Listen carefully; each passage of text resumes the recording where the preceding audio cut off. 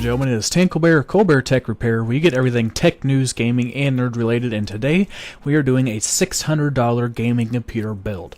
Now I'm going to go through my choices and explain why I chose them, and this is open to debate. You can choose any products you want, and I can even give you some advice on what you can take out to add better things. Now to start out with the CPU, I went with the AMD FX 6300. It's a 3.5 gigahertz 6-core processor. It's a very good processor for the price at $112.99. It's the M3 Plus socket. It's got 3x2 megabyte L2 cache and 8 megabytes of L3 cache, more than enough. And it's only the TDP is only 95 watts, so it's not all that bad. For the cooler, I went with the Cooler Master Hyper 212 Plus. This is a very, very good cooler, as the FX chips do run fairly hot. It is good to have a good cooler, and this is a highly recommended cooler, and it will do the job just fine. The motherboard, I went with the ASRock 970 Extreme 3 Revision 2. This supports 4 DIMMs of memory up to 2100. It's 64 gigabytes, supports RAID, it supports Crossfire, it has 5 SATA 6 gigabit per second, and 1 eSATA 6 gigabit, and Ethernet of 10, 100, and 1000 megabytes per second, and an onboard USB 3.0 header. So you get everything except for the 990 FX chipset. Now, if you wanted to go with the better motherboard and still stay around the $600 range, you could get rid of the SSD, but that's a personal choice. With the memory, I went with the ADATA AX3U 1866. It's 8 gigabytes of 1866 RAM. It's $10 per gigabyte, pretty much. That has a cast latency of 10, 1.5 voltage with the big heat spreader. It's not buffered, and it's black and silver.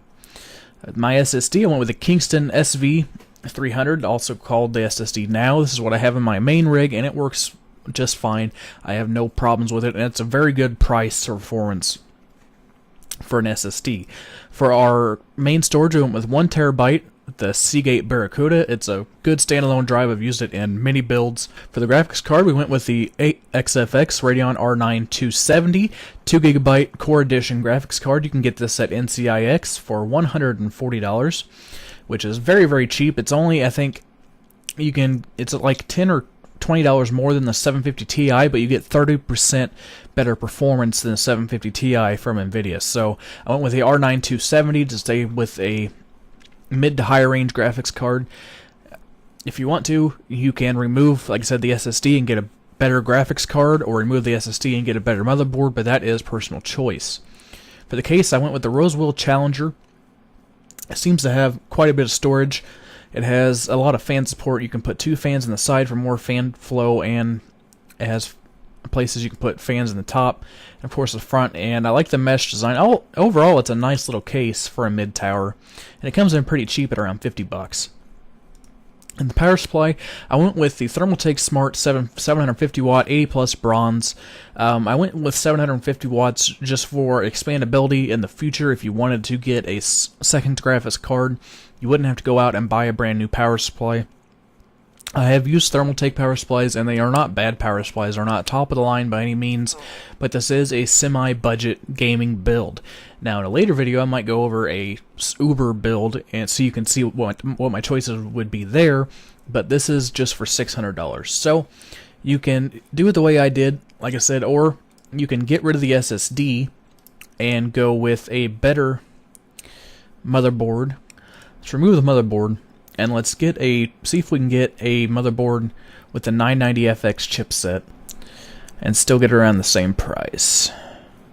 And there we have it. For $620, you can get the ASRock 990 FX Extreme 3 motherboard. It would probably be better for overclocking.